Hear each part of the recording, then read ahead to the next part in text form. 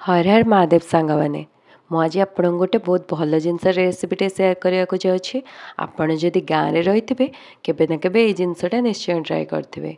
यहाँ हूँ मंजा माने कदली गछर स्टेम रू बाहरी थाए। आपण या पूरा भारे भारे क्लीन करके एमती मु चिपुड़ी नहीं जाइए किसी समय हलदी आ लुण पानी बतुरेला मुझे चिपुड़ी बाहर कर देछि।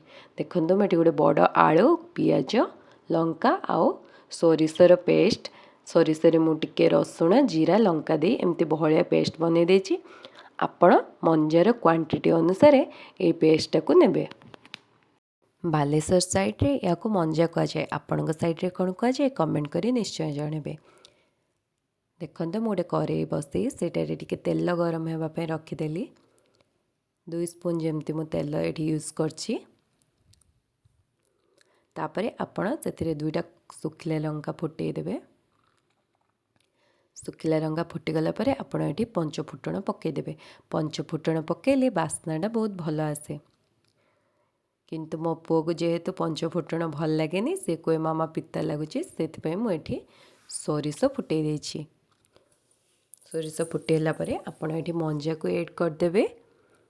देखो आपड़ ये मंजा को भल भाव में चिपुड़ी रखिए ना आप भाजिला बेले मंजार बहुत सारा पानी बाहर आपणकर बहुत टाइम भी पड़ेब।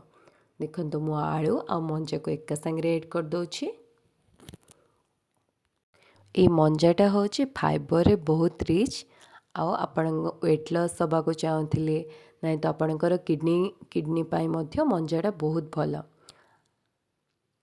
देखो मुझे टे लुण ऐड कली तापर अल्प टिके हलदी कहीं लुण आ हलदी आगर मु मंजा को धोइला बेले यूज करी तो मु अल्प परिमाण यूज कली। आपण टेस्ट अकॉर्डिंग एठी यूज करें। एथिरे बेसी किसी तेल मसला भी यूज होबार नहीं केवल से मस्टर्ड पेस्टा ये पड़ो। देखो आप गोटे थर घोड़े देवे घोड़े की बाहर कलापर आपण से जो सोरिषर पेस्ट रखिथे ताको से ऐड करदेवे। सोरिषर पेस्ट ऐड कलापर ताको भल भाव में ओलट पालट करी आउ गोटे 2 मिनट सिझा छाड़देवे। देखिए आपणकर जमी आलू सिझी आसलाणी तापर आपण काटी रखि पियाज को से ऐड करदेवे आउ कंचा लंका को मध्य ऐड करदेवे। मु टिके मो पुओ पई बाहर करी से मु कंचा लंकाटा आउ टिके परे ऐड करी।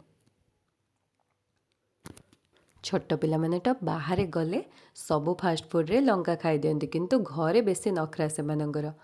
मो पुओ भी से बाहर सब जिनस खाईदेव आ घरे जदि किसी जिनस राग हो जाए कह मामा राग हो गला मु खाई परिबेनी तो से मुझे सब जिनस खाइबा आगु टिके लंका पकेबा आगु बाहर कर दिए।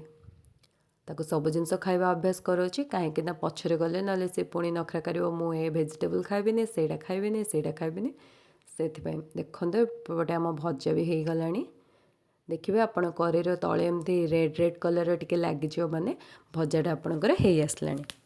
या आपण गरम भात हो कि मुढ़ी हो कि पखाल हो जहाँ सहित भी सर्व करेंगे बहुत ही भल लगे। गोटे साइड डिश हिसाब से बहुत टेस्टी लगे। देखो मुझे लंका आउ गोटे चामच सोरिष तेल ऐड कली लास्ट सोरिष तेल पकईले टिके बास्ना भल आसे से अल्प टिके सोरिष तेल ऐड कली आउ लंकाटा आमर टिके राग नाला तो से मुझे टिके लंकार पाउडर भी यूज करछि कहीं आम घरे टिके स्पाइसी खाइबा को भल पाते से। देखो भजाटा केते सुंदर भाव हो गला।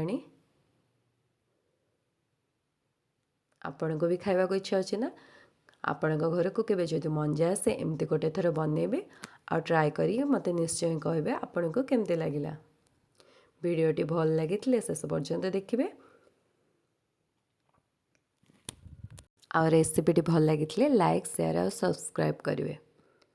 तो आपने घरे बनइबे मंजा राई तापरे मते कमेंट करी जणेबे केमती लागिला। पुणी देखा नुआ वीडियो रे गोटे नुआ रेसिपी सहित।